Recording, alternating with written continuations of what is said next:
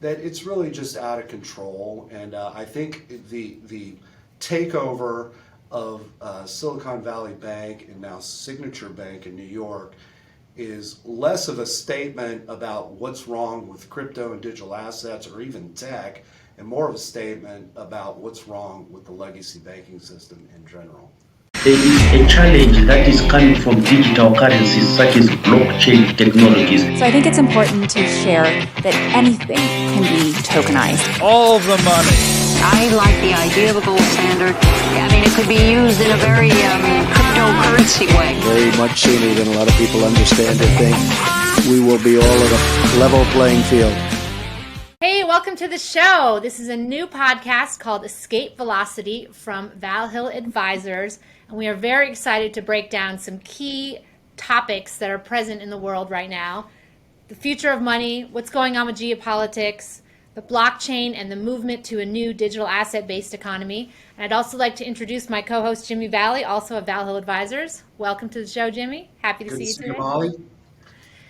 Cool. All right. So what we're going to do here on this show is break down a couple of important things that happened this week in the news, whether they are geopolitical, financial, economic, or otherwise related to kind of technology. So Jimmy, did you do your homework? What's the first topic that we're going to discuss today? My homework was so easy, Molly, because who could have picked a better time to start a podcast than basically the commencement of a black swan worldwide banking failure, right? So let's talk about that. The first topic is obviously we gotta address the elephant in the room. We have started to see the systemic failure of the legacy banking system. And I want to put that in context. Obviously, this past 10 days, we've had the Silvergate initial failure. Then we had Silicon Valley Bank spread to First Republic. Then Signature Bank in New York got hit, and now we're hearing about the European banks.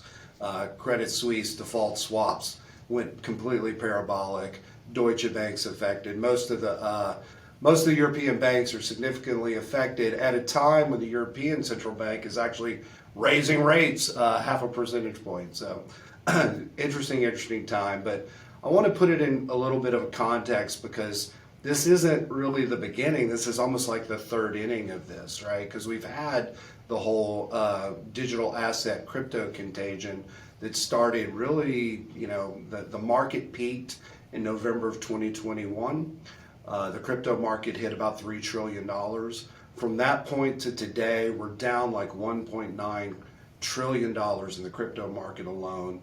We had the failure of Luna, we had the failure of Celsius, we had the failure of Voyager, and then of course the big enchilada was FTX, which when bankrupt had $50 billion in liabilities and only $10 billion of assets. Since that time, as we've all been watching the bankruptcy unfold, a lot of the assets that are left in the corpus of the FTX estate, bankrupt's estate, is being basically stripped out by the professional fees from all the major law firms that are involved in trying to salvage what is left of that environment. So it really no surprise that this ultimately ended up into the legacy banking system. Initially, Silvergate gets hit because it was one of the primary lenders and holders of deposits of crypto-related businesses, including like FTX. And then, this past week, it's been very significant because it happened so fast. The Silicon Valley Bank failure basically happened over the course of like a 48-hour period. We know now that many senior executives were aware that this was happening. They sold their shares in Silicon Valley Bank. Peter Thiel advised a lot of his portfolio companies to be pulling their money for working capital purposes, just pulling it out of the bank so that they basically had their money to be able to meet payrolls and things like that.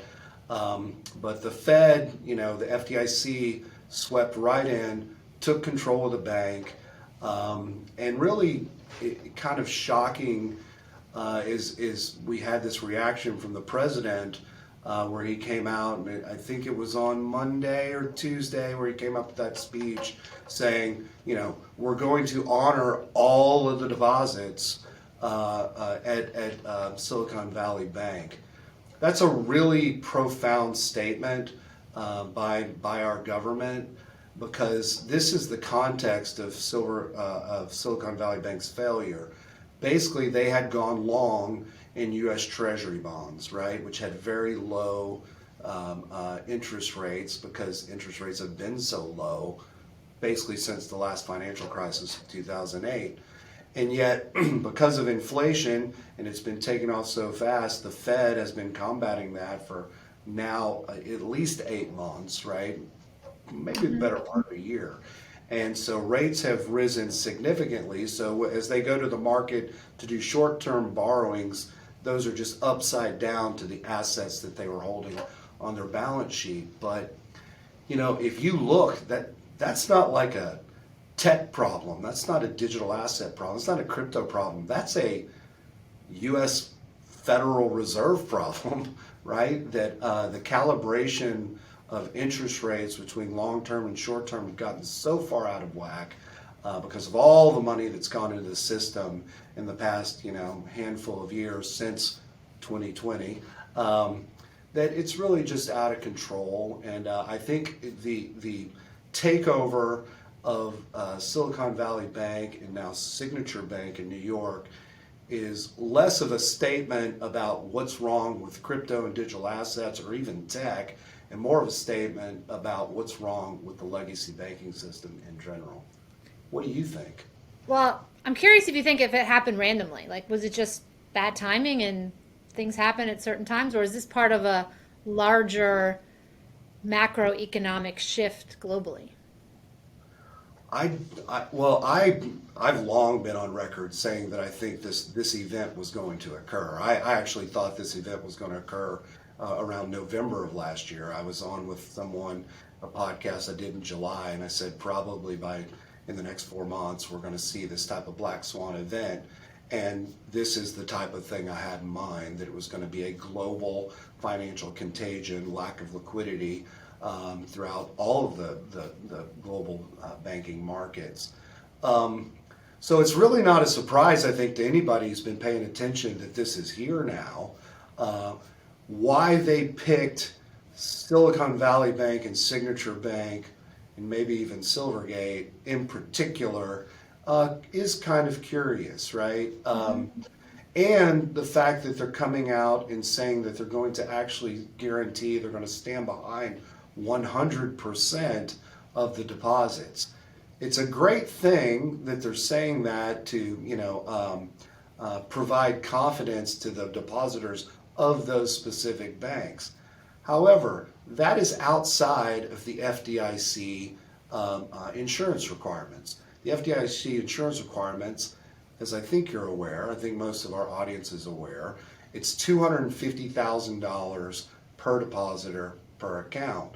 So, in some cases, millions and tens of millions of dollars of deposits, well in excess of that $250,000 limit, are being guaranteed here. No problem if it's just 1, 2, 3 banks. But if this moves to, say, your community banks in Texas or Oklahoma, or in the fine state of Georgia, where you and our other Val Hill Advisor colleague live, it may not be the same treatment.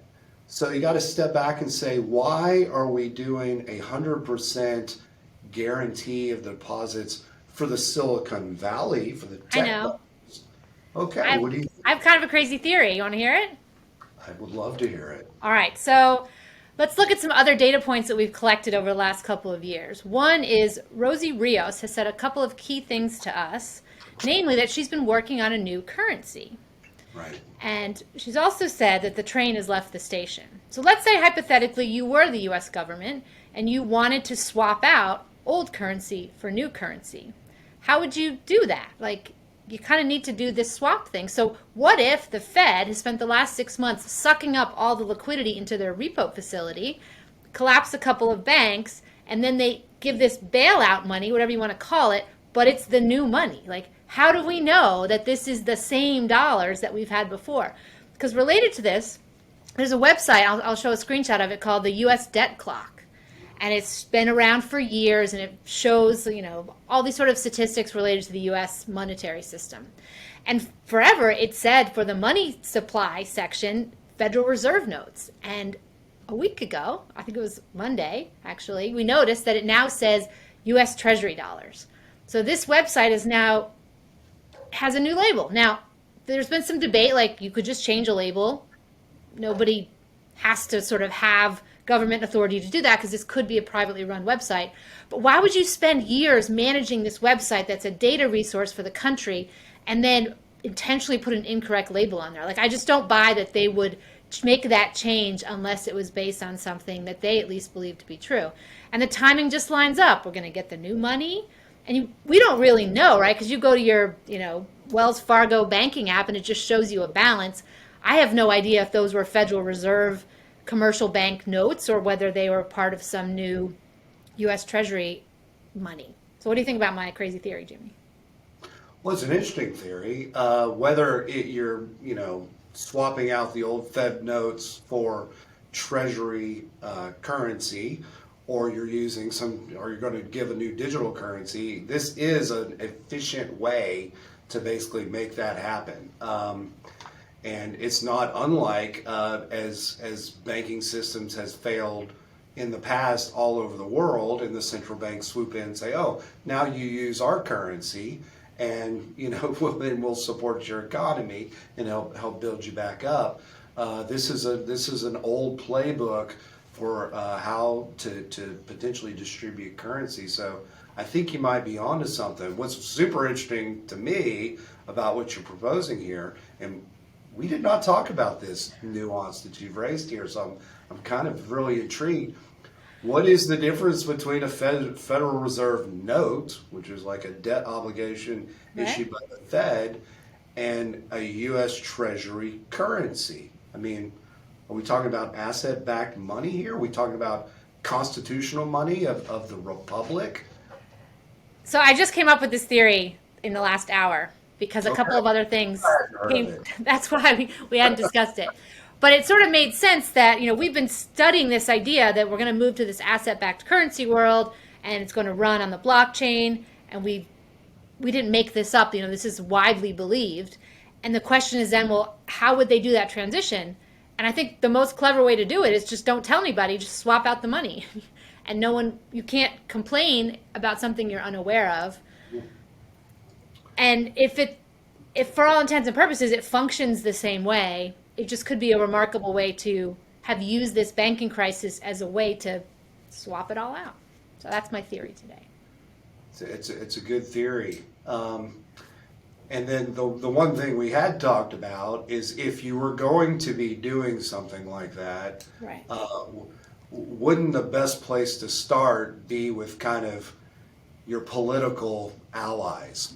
So obviously, Silicon Valley Bank is made up of a lot of Democrat donors, a lot of, heady thinking people, tech-oriented people, obviously. Right. So if you're going to be distributing some type of new money that's more technically evolved than maybe, what we've been, the physical fiat that we've been dealing with in the past, maybe that would be an ideal place to start that distribution going down to the employees of venture capital backed companies and tech companies and things like that. People who are maybe more adept at that type of a transition into using new tech-based protocols. So I came up with that theory when I thought that they were going to distribute the new money to us via like digital wallets.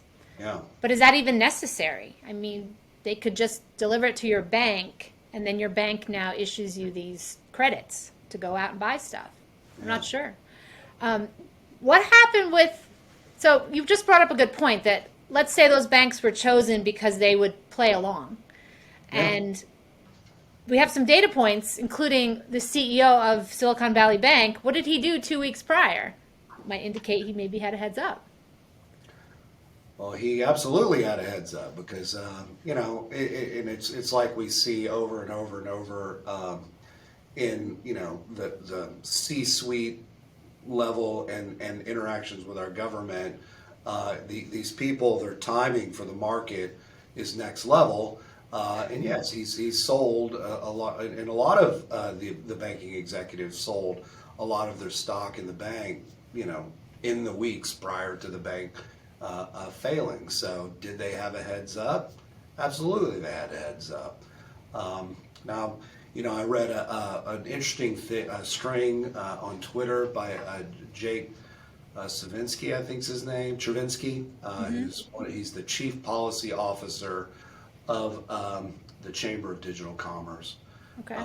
I believe, Blockchain Association, and he was on this segues into our next topic actually, but he views what is occurring as basically an attack on crypto and digital assets. Right. That because I guess one of the rules for potential bidders to come in and purchase Silicon Valley Bank is that you have to divest of all your crypto-related activities, crypto digital asset-related activities. Which was a strange rule because on the same day, Fidelity announced that they are now trading Bitcoin for people or buying Bitcoin. So it's like, okay, so whoever buys Silvergate is not allowed to have anything to do with digital assets, but Fidelity is. So what's the rule? Like, do the rules just depend on whether or not you're part of the legacy financial system? It's definitely, and I don't want to jump ahead of the next topic, but it's definitely starting to look like, and this goes back to the Ripple case, the Ripple SEC case that we've been following this whole time. It's the government seems to be picking winners and losers and basically starting to corral the on and off ramps, in and out of the fiat system to the legacy players, whether that be the massive institutional money managers like Fidelity, who, I was on the phone with Fidelity back in 2020 trying to get exposure to digital assets, and here they finally roll it out in 2023. It's kind of a shame, but they're trying to direct custody to the legacy wealth management industry and the big banks. I think that's a good setup for our next topic. Let's talk about Operation Chokepoint. Operation Chokepoint. Sounds dramatic. I love these sort of government initiatives. So choke point, if you're not familiar with the label, it kind of refers to a bottleneck. It's often used in the idea of traffic, like you have this sort of choke point where traffic backs up. It does not ever refer to physically choking people. This idea in government goes back about 10 years to a policy from the Department of Justice that began during the Obama administration, where certain industries that were not really friends of the political establishment were targeted. Things like payday loans, fireworks sales, some gun owners, sort of, non-traditional, non-mainstream businesses. And instead of making those businesses illegal, what they did was they cut off your access to banking. And one thing that I think is specifically relevant to our podcast here is the payday loan industry, which are short-term loans typically issued to more lower income people who don't have good credit and access to the traditional loan market. These loans are not collateralized, so the interest rates are pretty high. Like, they're not a great deal for the people who have to use them, but they are a necessary bridge. They're called payday loans because they help you get to your next paycheck. And they compete with the financial services loan industry. And these businesses were targeted, made it difficult to get a bank account, which, it's a nice idea to say that I'm going to just live outside the banking system. But if you have a physical brick and mortar location, you have employees, you got to do payroll, you have utility bills, you need to have a bank account to participate in the current world of business. So it's a powerful way to kind of knock out an entire industry, is make them not able to bank. So we're seeing this same thing happen currently with the crypto industry, which is why it's being referred to as Operation Chokepoint 2.0, and that certain banks and businesses within the crypto space are having a very difficult time getting bank accounts. And again, if you're a business that has employees and has bills to pay, you can't really operate without a bank account. So Jimmy, I'm just kind of curious, what do you see happening with Operation Chokepoint, and does it remind you of what happened 10 years ago with those other industries? It does, and I think Operation Chokepoint has kind of been going on for a little while. I'd say the Ripple SEC case would be the first example, Operation Chokepoint, being put into effect, you know, it's boggled our mind the whole time. The people who've watched that case, you know, the SEC just brought that case, and they never have really even stated a claim. They've kind of thrown a bunch of spaghetti on the wall. They've had media come and basically bolster their claims that, you know, Ripple was somehow engaged in offering in selling securities, but the facts have never supported, you know, what was going on. So clearly the government, and then you look at the way Congress has been very slow to try and regulate the space. And it's almost like they're running with concrete shoes on, and you know, they talk about, I think we talked earlier about the new day and all that kind of stuff, and here we are, you know, in month 3 of the new at least Republican House, and there's been very little, you know, progress made on crypto regulation or clarifying the rules of the road. So now we've got this, you know, attack on crypto indirectly through the banking system.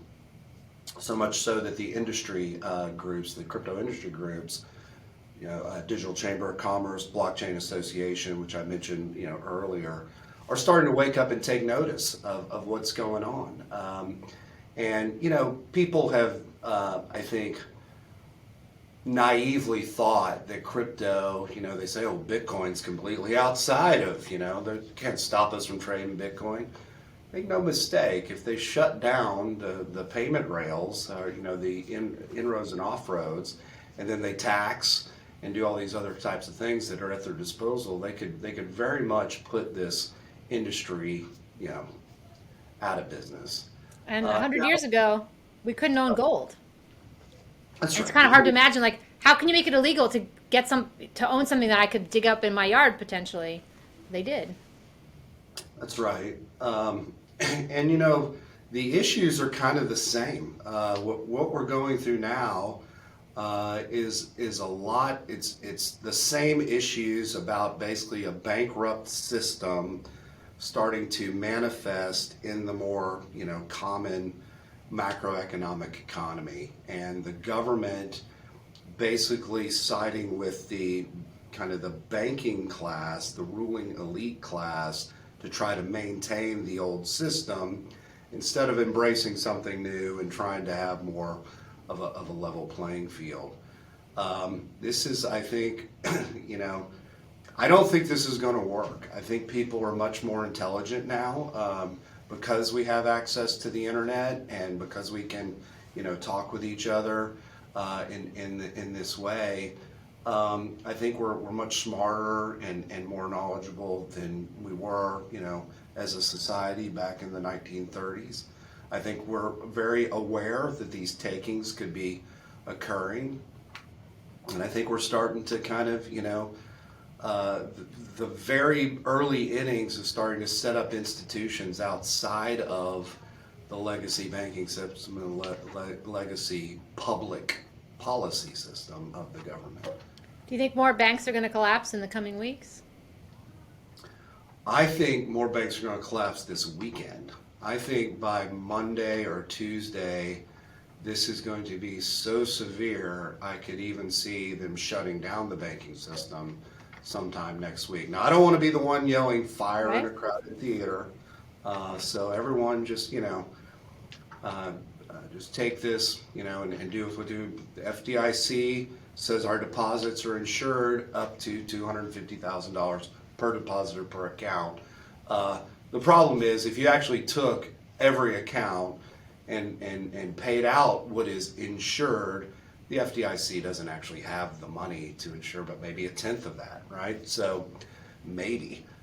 So, you know, we've got a real issue. I don't have a lot of faith and confidence in the leadership of either the current administration or the Treasury Secretary or the Chairman of the Fed to be able to navigate outside of this without bringing in some really big kids, sophisticated people to help navigate out of this.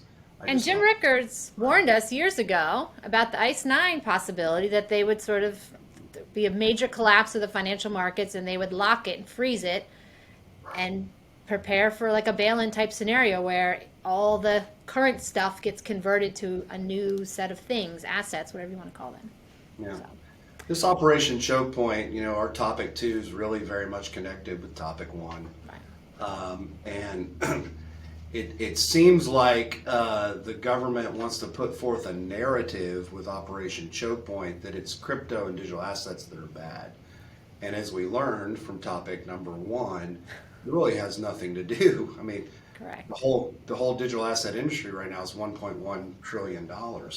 They're losing trillions, in connection with this whole, banking contagion. There's money just missing everywhere.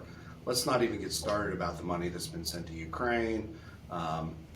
This proxy war that's been going on over there for now, better part of 2 years. It's a really messed up situation. Because Silvergate Bank, I think it was Silvergate, they held treasuries, right? They weren't doing any crazy high speculative investing that would be like a systemic risk. Yeah. Both Silvergate and Silicon Valley Bank, Okay. is the same thing. There's nothing about the investments that they made that doesn't apply to every other bank in America. And Barney Frank even came out and sort of blew the whistle on Signature Bank. What did he tell us about that? So he basically said that it's an attack on crypto, an attack on digital assets. That they are, basically coming in and grabbing these specific banks so that they can basically do exactly what the industry groups are concerned about them doing, which is implement this Operation Chokepoint 2.0 and stay about the crypto industry. And I've always considered Barney Frank to be like a political insider. He was in Congress or the House for a long, long time. Do you think that he's sort of, like, what do you think his angle was on sharing that publicly? Maybe to discourage people from running to crypto or digital assets in connection with this. I think, I watched a really interesting exchange between Secretary Yellen and it was I believe a senator from Oklahoma who was asking about, okay, look, you've taken over Silicon Valley Bank.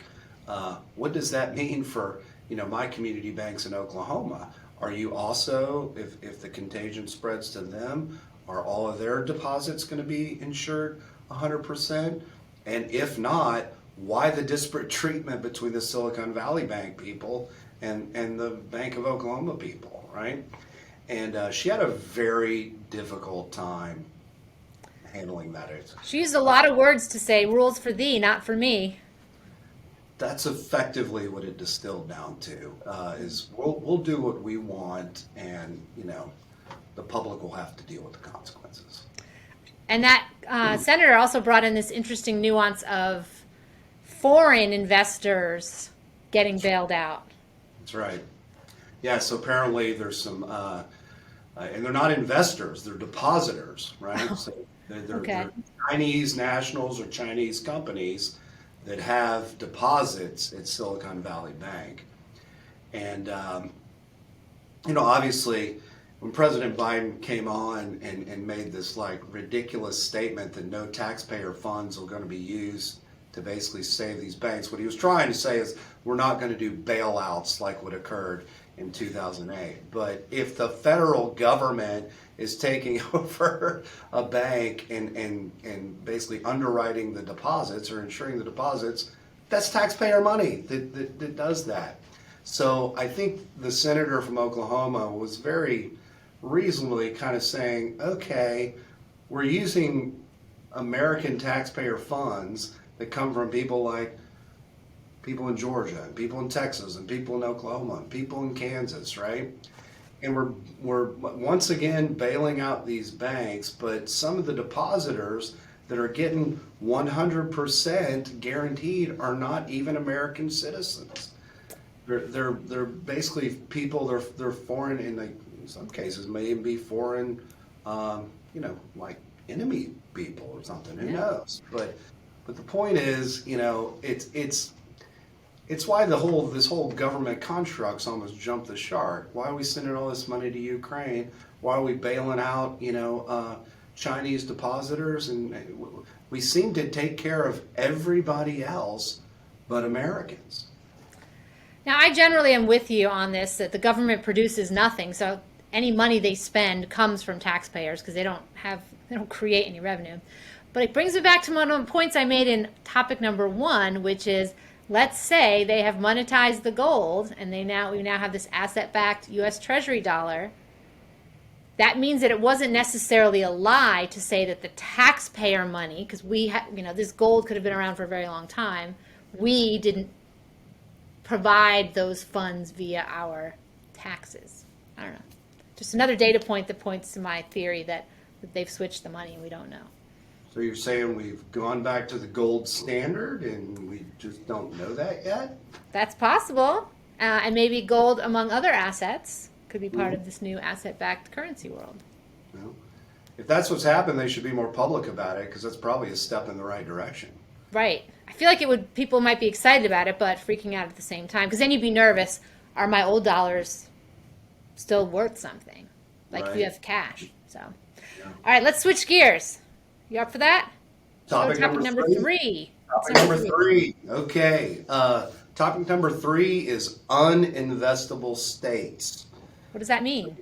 Well, I'm going to answer your question. So this past week, Kevin O'Leary, who everyone knows as Mr. Wonderful of Shark Tank fame, and more recently he was embroiled in the FTX collapse because he was out basically marketing FTX and Sam Bankman-Fried and everything before the collapse. But he was on CNN. He was talking to a panel of CNN people. And he just was shocking all of them by basically declaring that most blue states in America are completely uninvestable at this point in time. And they were like, well, what do you mean uninvestable?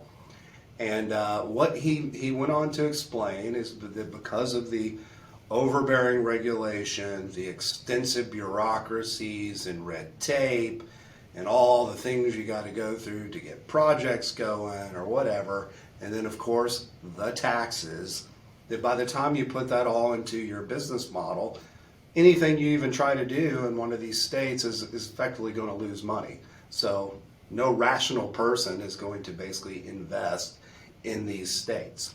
He used the example, I think he had a project, a renewable energy project, that was in the Niagara Falls region in New York. And he said that, by the time they had the environmental surveys and all this thing coming out, and then the reports, and then they had to work all this stuff, that they almost didn't even get the feasibility study done, and it was clear that the project wouldn't work financially.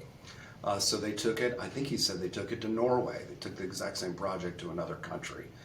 He also noted Amazon was attempting to build a big facility in New York, and AOC came out and was like, we're going to sue Amazon and put them out of business and all this stuff. And the result was that this project, or this new facility that I think it was a distribution center or something like that Amazon was proposing to build, was going to bring thousands of jobs to the state of New York. And instead, they abandoned their plans and didn't do it. So, we're once again, and it all seems like there's a theme that continues to kind of tie all these things together.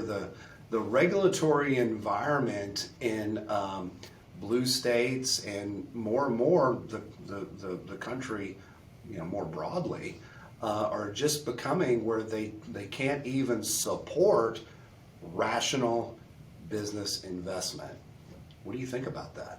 So I have 2 things to add on that. One, where I live in Georgia has become a very popular place for the movie industry. There are multiple studios, some major, like the whole Hunger Games, Walking Dead series were all filmed here because Georgia has made the decision to be very business friendly, give incredible tax breaks. There's tons of space. There's tons of sort of like support industries like caterers and whatnot. So it's just in the interest of a profit-focused business to set up in a place that actually wants you to come and gives you incentives, financial incentives to operate there.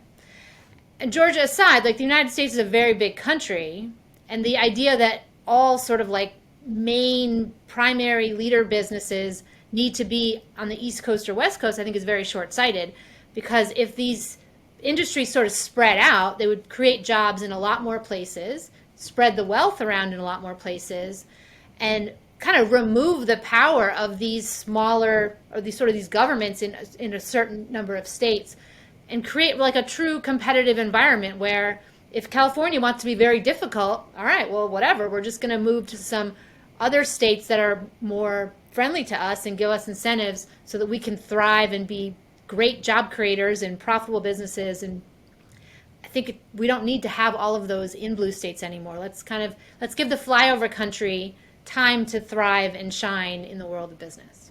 Mm-hmm. He actually he discussed that. He talked about, and we're of course aware of this phenomenon as well, but I guess he used to live in New York, and he lived in New Jersey, I think, and he's moved to Florida. There's a lot of, the financial district was all in New York, Wall Street and all that drove basically the global economy between New York and London. But over the past handful of years, a lot of the kind of financial elite have moved their operations down to Florida. Yeah. And they're all kind of, they seem to be settling in what they're starting to call South Wall Street, which is kind of your West Palm Beach, so kind of, Atlantic Ocean side, east side of Florida, down to Miami. And all through there, there's just, the homes are rising in value. There's tons and tons of people moving in Boca Raton. You're starting to have hedge fund people and stuff like that setting up shop. The weather's fantastic. It's a great place to live. It's, obviously got red state politics. There's no income tax in Florida. So that's certainly a phenomenon that he discussed. You said you're seeing it in Georgia. We're certainly seeing that in Texas.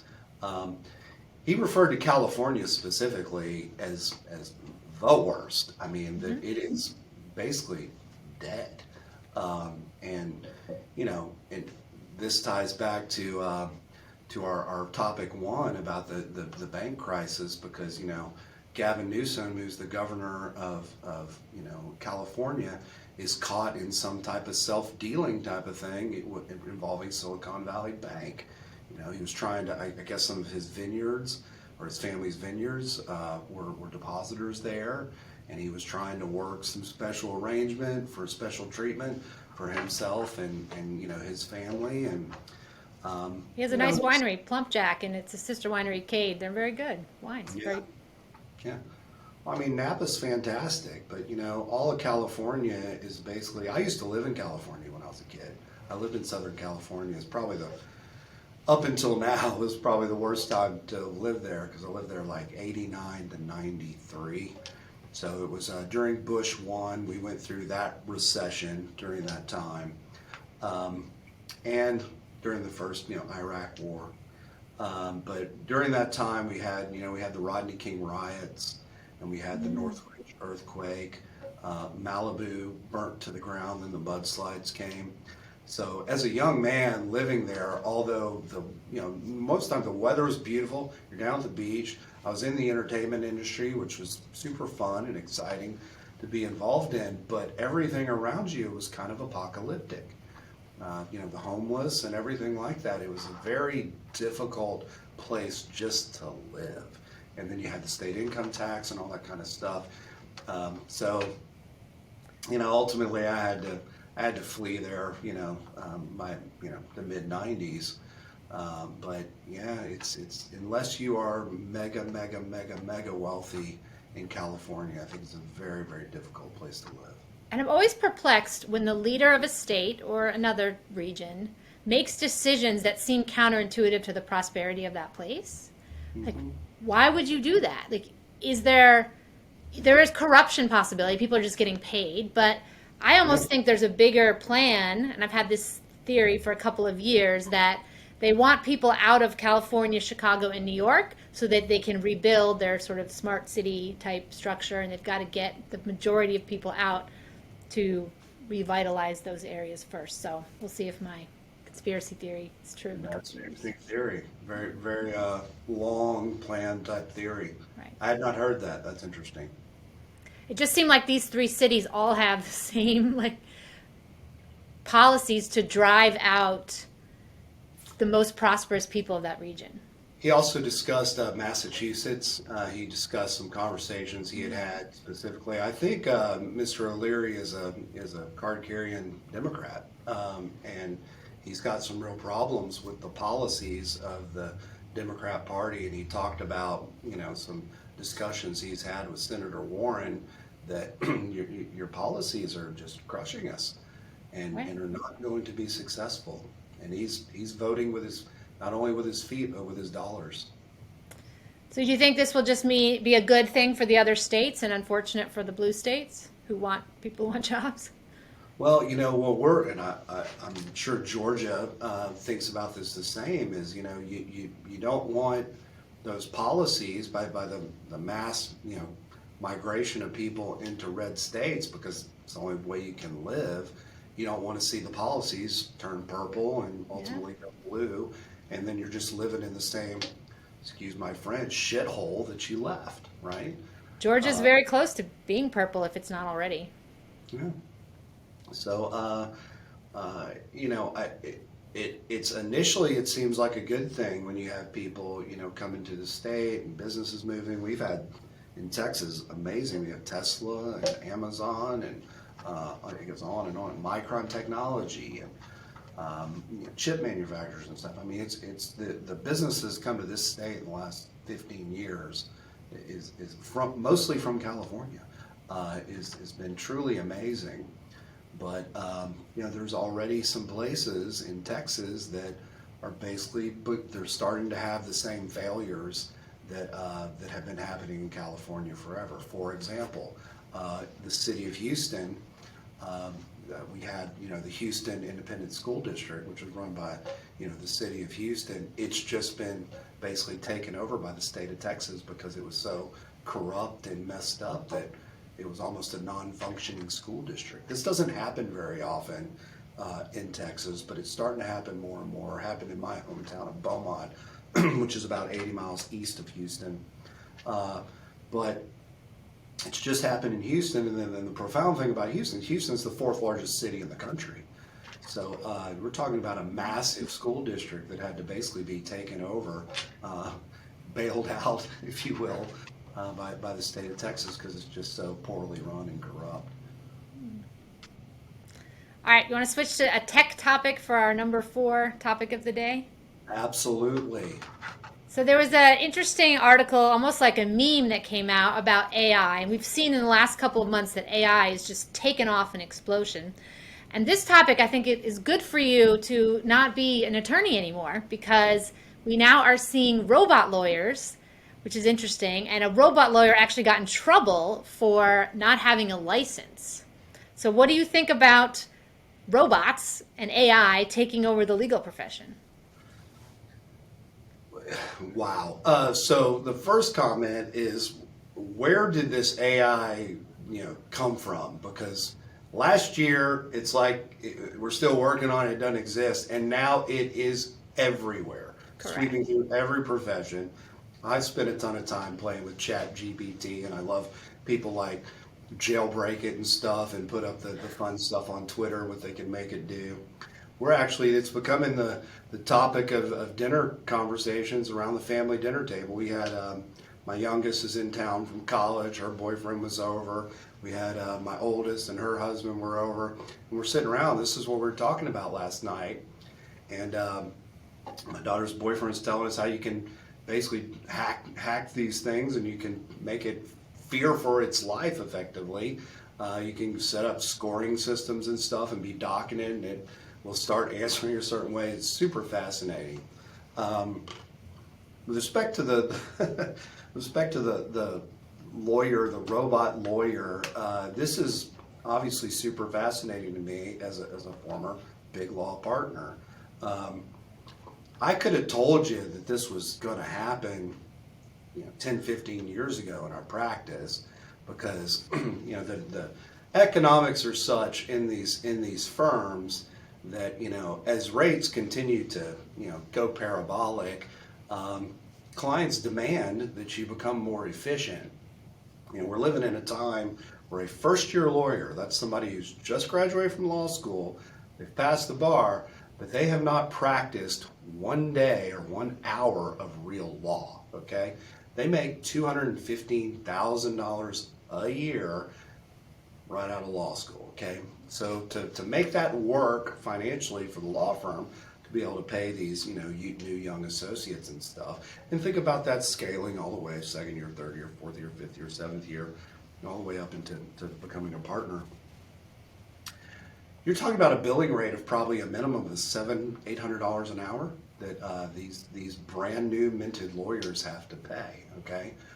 So so put yourself in the client's shoes. How are you going to pay someone $800 an hour, and it's going to take them 10 hours to basically find the answer because they don't know what the answer is. They have no experience. They're going to have to look it up, read it, talk to some other lawyers about it or whatever. Or you've got the partner who's billing you $2,000 an hour, right? But he can tell you in 15 minutes because he's got 25 years of experience in doing all this stuff. He can tell you in 15 minutes what the answer is and probably save you $100 million. So $2,000, 15 minutes, you pay him $500, right? Versus having the $800 an hour associate take 10 hours. That's eight grand, right? $8,000 versus $500. Whose phone are you going to call? So this dynamic has been happening and churning and churning and churning. And basically, the ladder's coming up, right? There's a compression that's occurring in the legal sector. So how, as a partner, do you become more and more efficient? You have to start leveraging technology. But you have this experienced lawyer who got experience by doing stuff. If you Right. now replace the first chunk of the stuff with AI, how are you ever going to get very skilled, experienced lawyers? Well, ultimately, we're talking about a complete disruption and displacement of human lawyering, right? Which is exactly why, this case you're talking about, super fascinating. So just so everybody knows, there was a company called Do Not Pay. And Do Not Pay kind of came up with this AI-driven, lawyer, legal provider of information. And someone's actually gone into court using it. So instead of engaging a bona fide lawyer, somebody went into court and tried to use the robot lawyer. Well, there's a very powerful, I think, plaintiff's firm, it's called Edelstein, I believe, out of Silicon Valley, that basically said they're practicing law without a license, right? So that's illegal. The bar, in their states is a monopoly on the ability to practice law. You have to be part of the bar and be licensed to be able to practice law. Now, somebody can represent themselves. There's no requirement that you hire a lawyer to go into court and represent yourself. There's an old maxim in the legal business that says, a person who represents themselves and his attorney has a fool for a client, right? So Edelstein is bringing this case to try to, so it's not malpractice, it's basically the unauthorized practice of law or the practicing law without a license. Now, this is an interesting case because Do Not Pay is a company that's actually selling subscription fees to be able to use this robot lawyer, right? So they need to be standing behind that somehow. They need to be standing behind it if the legal advice is incorrect. What happens if people start using this AI lawyer and 70% of the information it's pulling from the internet or whatever is just not accurate? Fred Rispoli had a tweet this afternoon that he had gone and used ChatGPT to do some queries on case law stuff, and the answers he got back were wrong. So the assumption that ChatGPT is always right, I think, is short-sighted. Yeah, that's right. Well, in my dealing with ChatGPT, it's clear that the master programming of the AI has programmed it to basically be politically correct. If you ask it some pretty basic questions, it talks like Janet Yellen talks in front of a congressional committee. It talks in a big circle. It says 4 lines of words that didn't really say anything, right? So it's got to be a pretty specific factual thing that you're asking. I'll tell you what's great at doing is writing songs and drawing pictures, doing kind of creative stuff like that. Now let's say you were a business that wanted to use robots for lawyers and you wanted to do it the right way. Like, could your AI robot become a licensed lawyer? Is that possible? I hate to say anything is not possible. It is hard for me to imagine not ultimately having a human being lawyer, licensed lawyer, being kind of the ultimate responsible party for legal advice being given. Because you said it's more than just a test, right? I mean, you could get the robot to take a test, but what are the other requirements? We had talked earlier. So in Texas, for example, you've got to you got to go through an extensive background check. It's called Declaration of Intent to Study Law, which you usually don't do till your 3rd year of law school or something, maybe at the end of your 1st year. But you've been studying law for a while, and it's an extensive form you got to fill out. Any bad thing you've ever done, all this kind of stuff. Like, did you ever have a MIP ticket or anything? You have to disclose everything. Lawsuits you've been involved in, how you settled, and all this stuff. And then you got to put your fingerprints as well. So all this goes into the state bar's database, and you basically have to do that, and they have to approve you, and you got to deal with any issues that bubble up because of that before you can sit for the bar exam. And Do you need to be a citizen of Texas to be licensed in Texas, or no? I don't think so. No, you don't have to be a citizen. I guess you can be licensed in multiple states, right? You can be licensed in multiple states, and there's various rules about how you can, make that happen. Some states allow for reciprocity, which if you've been practicing in a certain state for some number of years, and typically it's like 7 years, 5-7 years, then you can kind of waive in. At least it used to be that way. But otherwise, you can sit for the bar exam, in another state and take their bar exam. But the bar exam's horrible. I'm just trying to see if there's a way, if there's a mechanism that requires you to be human. Like, is there something, like you have to have a social security number or something to become a licensed lawyer? Well, the whole system is set up. It's just yet another registration thing that you're getting a license to do something, that is kind of government sanctioned. I think the appropriate way that these, I 100% think we're going to be using these AI robot lawyers. I don't think we'll be using them in lieu of people lawyers. I think that we'll have the robot lawyers doing most of all the heavy lifting and educating the human lawyer, getting them up to speed quicker instead of them having to pay an army of associates to do that type of work, and then it would be the human person who's actually standing before the court, or that's the other thing. When you take the oath, when you swear into the bar, you swear in as an officer of the court as well. So you're really like a court liaison, working for and on behalf of the court as much as you are for your client. You kind of have that relationship, and it's hard to see how a robot would be able to act in that capacity, right, on behalf of the court. I think we're going to see interesting discussions around robot rights when robots become similar in skills to humans. I mean, there's been movies, the whole Blade Runner series is based on this idea. So I don't know if that'll happen in the next couple of years, but I think that's probably something to deal with in the future. Yeah. All right, you want to have some fun with something? I'm nothing but fun, Molly. What you got? All right, let's talk about memes. So Memes. It's time for Meme of the Week? Yes, we each picked 2 memes that we liked. We're both meme fans. And what we're going to do is show you and tell you our 2 memes that we picked, and we're going to put them on Twitter and let everybody vote on which are the best memes of the week. Best is up to you. Do you want it to be funniest, most shocking, like whatever criteria you want for best. So, all right, Jimmy, tell us about your first meme. My first meme is the t-shirt meme for the bank run, SVB Bank Run 2023. Which Why do you hopefully- like this meme?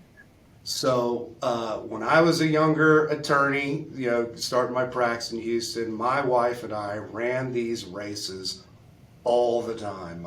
We've both done marathons. My wife's done a bunch of marathon, half marathons. We've all over the state of Texas. We've run these races, and at every one of them, you get one of these T-shirts at the end. We did it with law firms. I mean, it was always a super fun, community event to do.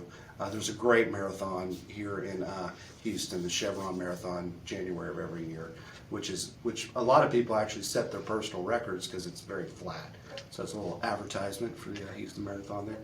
But anyway, as soon as I saw this thing, it's just, oh my God, those T-shirts, which I used to have like falling out of my drawers, at home and stuff, but seeing it was hilarious. So that would be my first nomination for All right. Meme of the Week.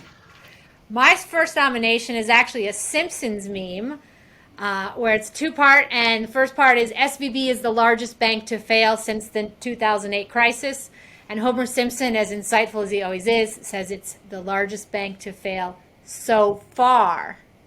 So I find this one amusing because I think it is fortuitous that we probably will see some additional bank closures coming soon. Maybe sooner than we think.